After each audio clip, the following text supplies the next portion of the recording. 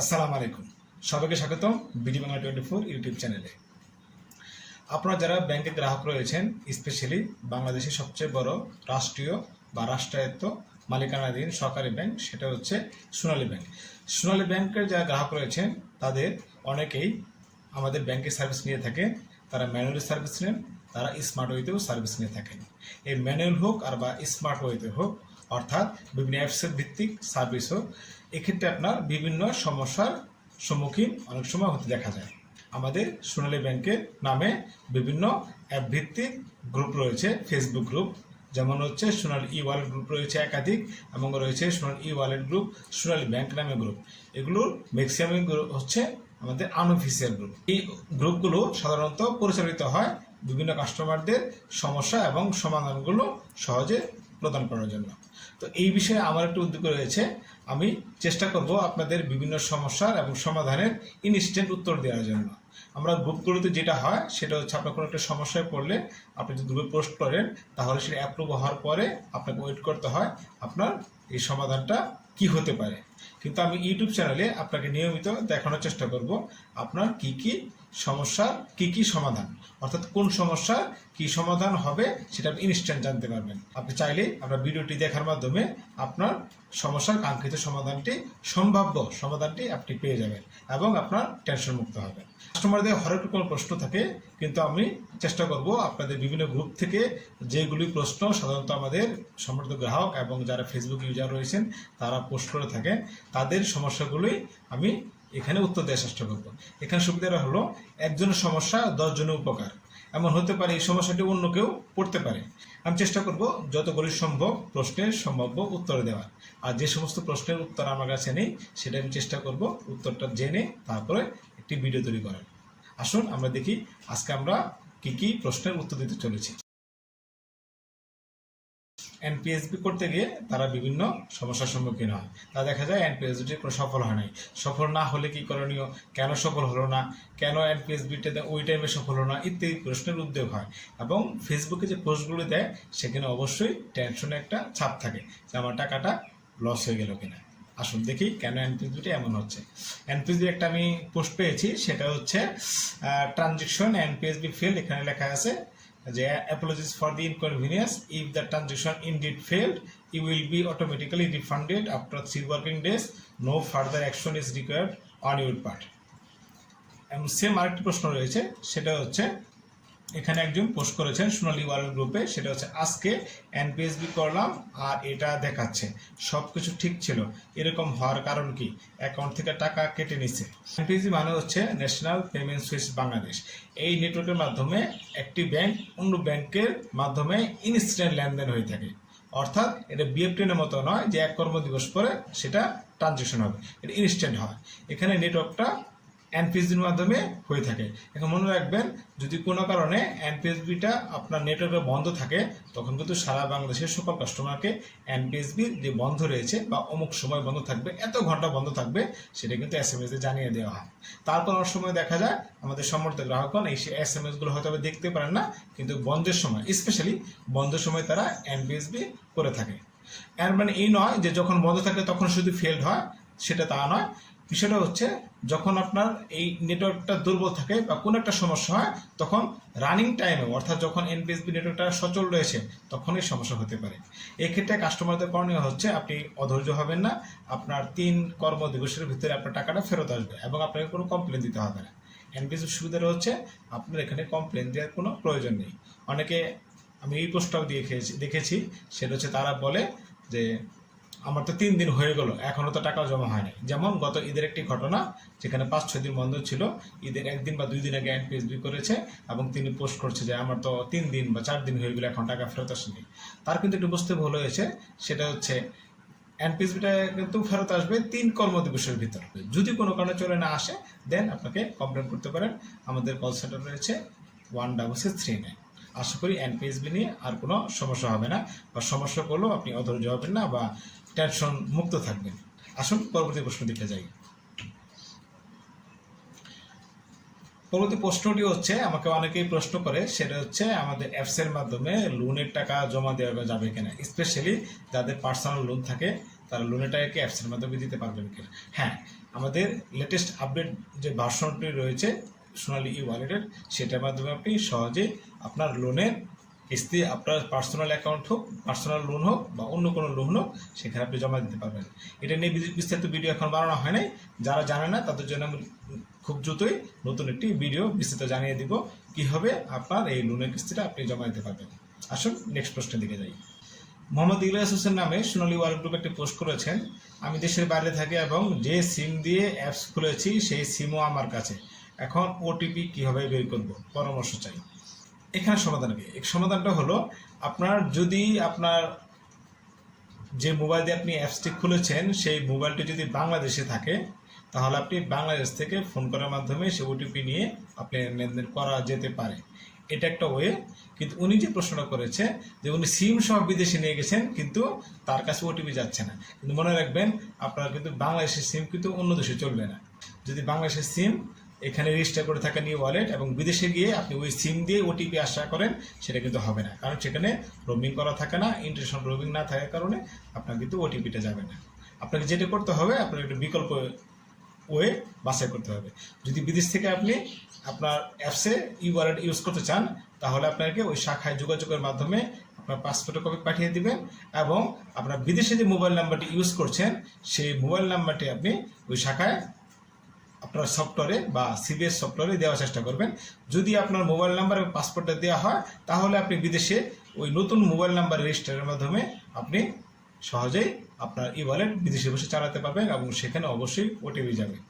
যদি আপনার এই বিষয়ে খুব জানার ইচ্ছা হয়, তাহলে আমি স্ক্রিনে লক্ষ্য করুন, আপনার হচ্ছে গ্লোবাল থেকে আমাদের কল সেন্টারে কীভাবে ফোন দেওয়া যায় সেই নাম্বারটি দিয়ে দিব, সেখানে ফোন করে আপনার সমাধানটি আপনি সহজেই করতে পারবেন।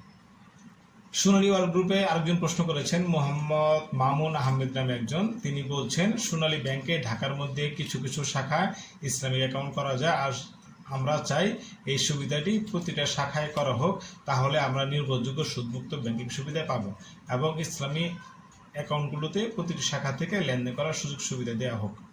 এটা তার একটা দাবি, এটা অবশ্যই খুব ভালো একটা প্রস্তাব। আমিও ইসলাম ব্যাংকিং খুবই পছন্দ করি।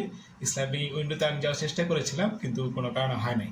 যেটা হোক, আপনারা যদি আপনার শাখাতে, আপনার আশেপাশের শাখাতে বা আপনার নিজের শাখাতে যদি ইসলামিক উইন্ডো চান, তাহলে এটার ডিমান্ড নিয়ে আপনি নিয়মিত আমাদের ডিভিশনের সাথে যোগাযোগ করতে পারেন।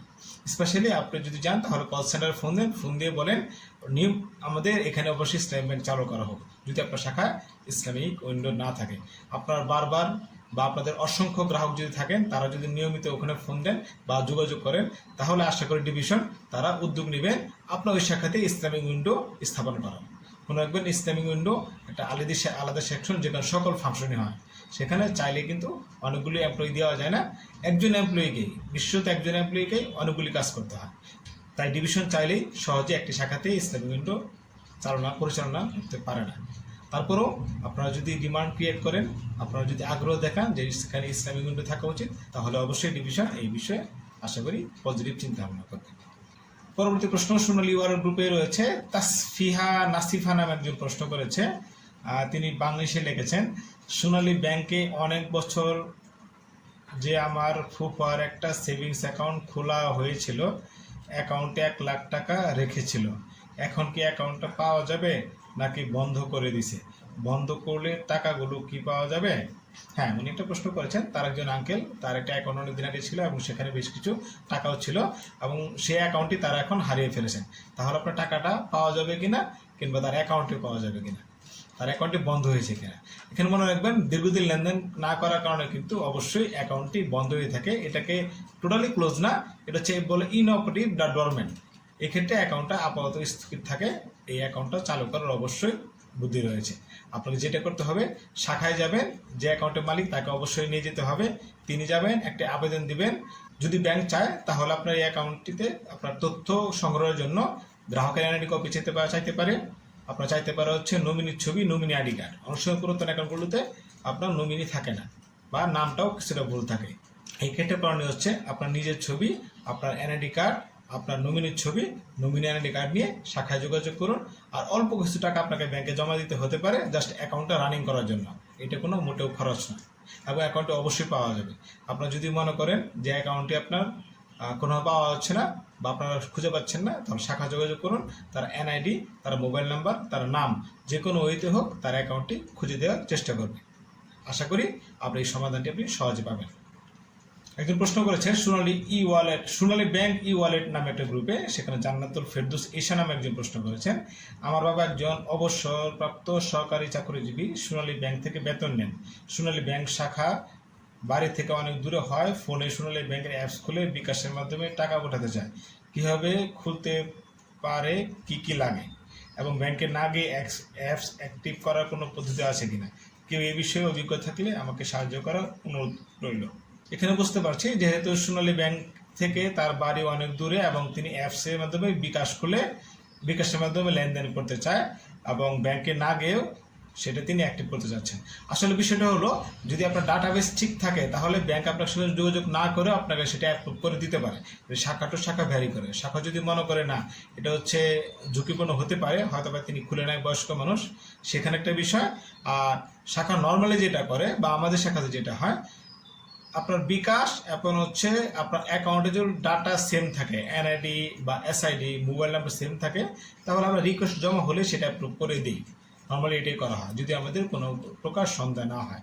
আর যদি বয়স্ক হয়ে থাকে তাহলে বেটার হবে আপনার হচ্ছে শাখায় গিয়ে আপনি এই বিষয়টা ম্যানেজারকে অবহিত করুন যে আমি এটা বিকাশে রেজিস্টার করবো, আমি কষ্ট করে আমাদের অ্যাপ্রুভ করে দেবেন, তাহলে আর কোনো সংকোচ থাকে না। আর একটা উপায় বলে দিই, আপনার বিকাশ যেহেতু অ্যাপ্রুভ করতে চাচ্ছেন, এই ক্ষেত্রে কাস্টমারদের সুবিধা হলো বিকাশ কিন্তু খরচযুক্ত, আপনার কিন্তু নিয়মিত খরচ হবে। 10,000 টাকা তুলতে যাবেন, আপনি দেখবেন আপনার 18.5 টাকা নেই বা 14.5 টাকা নেই, ঠিক আছে? এক্ষেত্রে আপনার উপায় হচ্ছে, ভালো উপায় হচ্ছে আপনি শাখায় কথা বলে কনভিন্স করে এটিএম কার্ড নেওয়ার চেষ্টা করুন, 1 নাম্বার 2 আপনি অ্যাপস রেজিস্টার করার চেষ্টা করুন। সন্তানরা যদি অ্যাপস ইউজ করলে যদি গার্জিয়ানের সমস্যা না হয়, সেক্ষেত্রে বুদ্ধিমানের কাজ হচ্ছে আপনার হচ্ছে অ্যাপস ইউজ করা, সোনালী ই-ওয়ালেট যেটা ফ্রি। একজন প্রশ্ন করেছেন HM জাবেরুল ইসলাম জয় নামে একজন, তিনি বলছে আমি 50 টাকা ফ্ল্যাক্স লোড করেছি, ফ্ল্যাক্স লোডের যোগ হয়নি, টাকাটা ফেরতও পাইনি, করণীয় কি? হ্যাঁ, এই সমস্যাটি যদিও আমার শাখাতে এ পর্যন্ত হয় নাই গত 2-2.5 বছরে, কিন্তু এই সমস্যাটি কিছু কিছু ক্ষেত্রে হয়।